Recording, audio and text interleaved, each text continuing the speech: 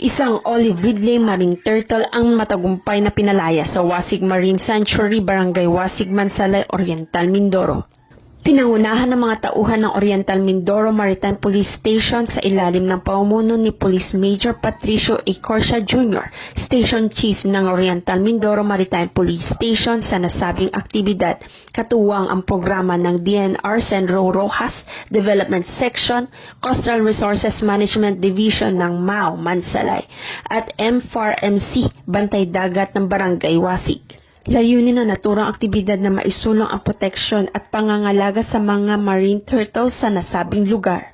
Ayon sa mga opisyal, mahalagang papel ng mga pawikan sa pananatili ng balanse sa marine ecosystem kaya't patuloy nilang hinihikayat ang publiko na makiisa sa mga kampanya para sa kalikasan.